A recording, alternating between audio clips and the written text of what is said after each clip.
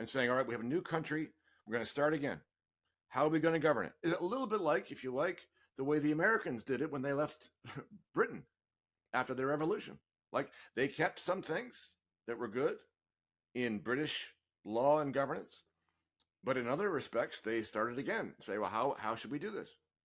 That's the kind of process I would like to think Alberta will go through.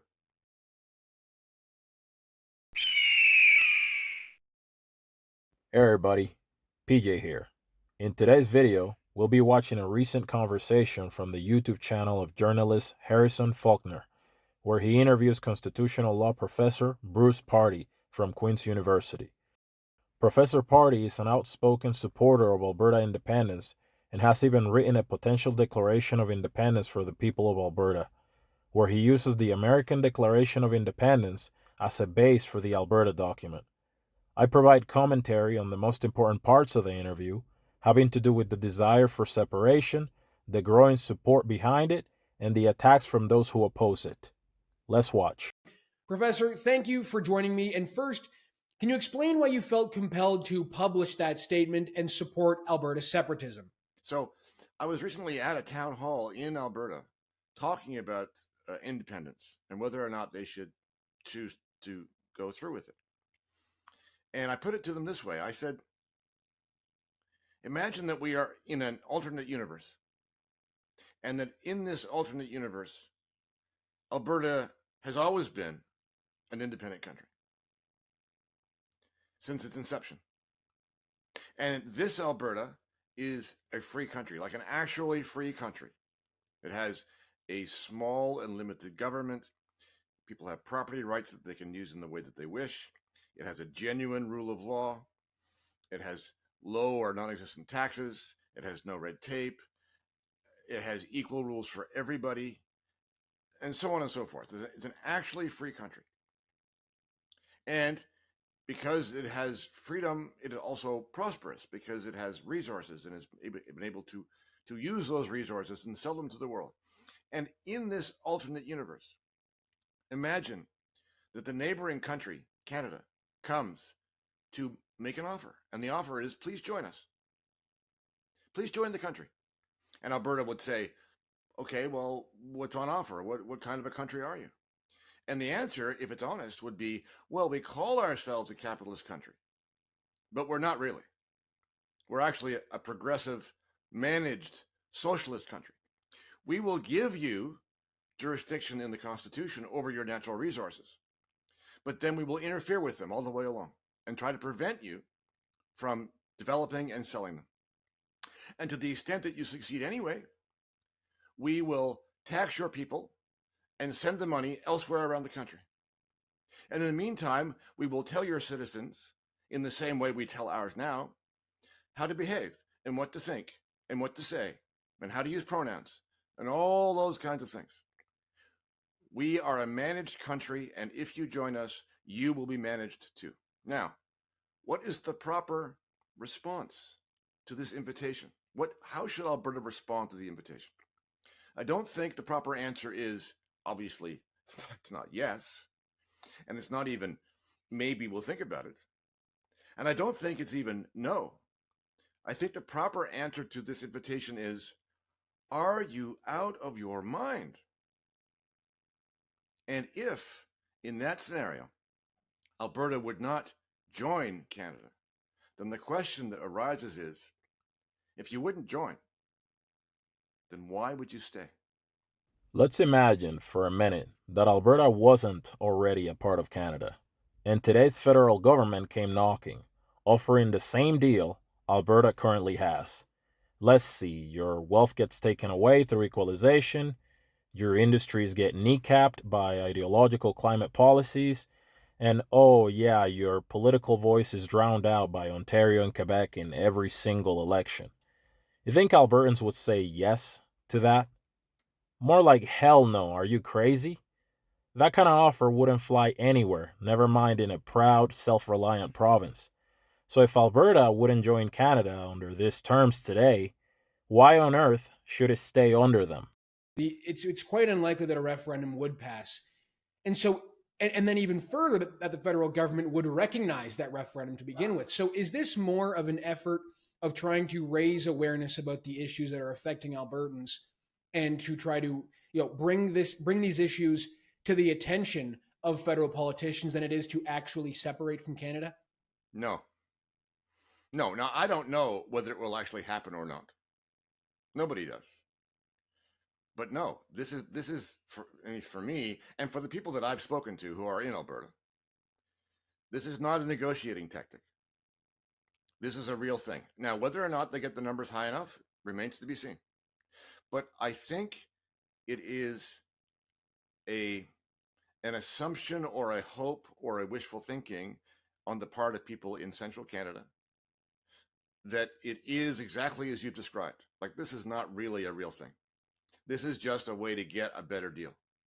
I've suggested to the Albertans who are very much in favor of this that the negotiation that they would like to see happen ought to happen after and not before they win a referendum. Then, and this is what the Supreme Court said in 1998 about Quebec, if a province passes a referendum with a clear question and a clear majority supports it, then that triggers negotiations with the federal government and the rest of the country. And that's when negotiations begin, not before. Because the fact of the matter is, Alberta and the West have tried a number of times over a long period of time to introduce changes into the way we are organized. And every single time, the powers that be in central Canada have shown zero interest. So there's no particular reason to think that that would change now. And, Albertans as a group have been patriotic, loyal Canadians, for a long time. I have suggested it this way. They have been loyal to the country and the country has not reciprocated. I think they've been treated very badly. But even so, a lot of Albertans want to hold on to Canada. They want to hold on to what they know. They want to hold on to what's familiar, and they're a little bit wary of the unknown. Fair enough. But the argument being made is the problem that was weighing us down is, in fact, Canada. And that if you were free of Canada, and if you were able to reconstitute yourself, not by reproducing the Canada that you know, but going to a different model, then what you would end up with eventually is a country that is both freer and more prosperous than the province that they have right now. The news media in Toronto and Ottawa love calling Alberta independence a fringe movement, and yet they keep writing articles about it constantly. If it's such a joke, why are they so nervous? They mock it, dismiss it, say it'll never pass a referendum, but deep down they're worried. They think Albertans are just bluffing, trying to get a better deal. But here's the thing. Most Albertans who support independence actually mean it. Whether it's full sovereignty or becoming a part of the USA in some form or another, they're serious. And for good reason. Alberta's been asking nicely for decades. Got nowhere. So let's be real. If there's going to be a negotiation, it should come after a referendum, when Ottawa suddenly realizes they might actually lose the golden goose. That's when Alberta has all the leverage and can choose to use it or not. And then what about First Nations issues? You recently penned, again, in Rights Probe, your opinion regarding the situation with First Nations treaties, because it seems from my vantage point that the First Nations community in Alberta is almost entirely opposed to Alberta separation, or in terms of recognizing a referendum. So what would happen then constitutionally, if anything? Well, I'm not sure that perception is correct. I think it's true that a good portion of Indigenous elites are opposed.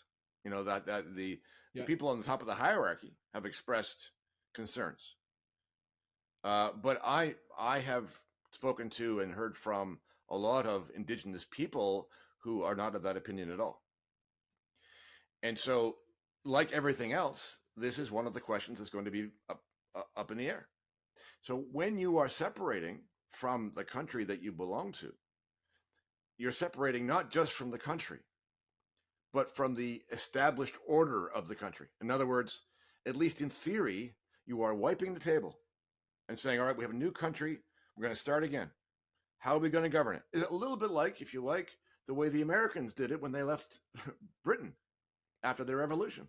Like, they kept some things that were good in British law and governance, but in other respects, they started again. Say, well, how should we do this? That's the kind of process I would like to think Alberta will go through. How would this benefit the Alberta economy, in the oil industry and the jobs that revolve around that? I would assume that if Alberta were to separate, they would still need the cooperation of the Canadian government to bring the oil to Tidewater. They could rely entirely on the United States. But do you get the sense that the Alberta business community thinks this would be a good thing for them? Here's something that the news will never admit to. Many in Alberta's business world do support independence. The ones that don't, surprise, they're usually receiving some sort of subsidy from the federal government. But if Alberta went its own way, it wouldn't just survive. It could actually thrive. Imagine drafting a modern constitution built on individual liberty, equality before the law, and economic freedom. No more Ottawa micromanaging every industry. No more chasing investments away. Alberta could be one of the freest, most prosperous places on earth. And let's not forget, Alberta would actually be able to speak directly with the United States, whether it's trade deals, partnerships, or even statehood, territoryhood. That's a future worth building, unshackled from the weight of a government that's been holding it back for generations. People have said, but we'll be landlocked, as though there are no, prosperous landlocked countries in the world. I mean, Switzerland, Austria, Sure. Czech Republic. They're not major oil exporters, but nevertheless they're very well off. But we're also assuming something else, which may not be true, which is that once Alberta starts to do this, that everything else will remain the same, and that's probably not likely. I mean, one of the things that could happen is, as Alberta gets closer to this, if they do, that other provinces, other populations in other provinces might say, well, don't leave us behind. I mean, Saskatchewan is a likely candidate. These problems are very deeply entrenched. They're in the Constitution, if you like. I mean, let's just take one example. The Senate. Ontario and Quebec have 24 seats each. And the West, the four provinces together, have 24. Now, the purpose of the U.S. Senate is to counterbalance representation by population. Our Senate does the reverse. Our Senate gives all the power to those places that already have the population. And moreover, we still have an appointed Senate. The federal government is appointing Alberta's representatives to the Senate. Okay, that's intolerable. And they have asked nicely a number of times to have that fixed. Nobody cares. My own take would be, don't negotiate. Don't negotiate until after you win a referendum, and then see to what extent Canada wants you to stay. If you, Alberta, are going to the federal government and saying, oh, could we please have these things? And if we have these things, then maybe we won't leave. That means you are losing the negotiation. You know you are winning the negotiation if the federal government comes to you and says, how about these things? Would these things satisfy you? Will you please stay? All right, thanks for watching. If you enjoyed this video, please do me a solid and hit that subscribe button. It's free and it helps me continue making videos. See you on the next one.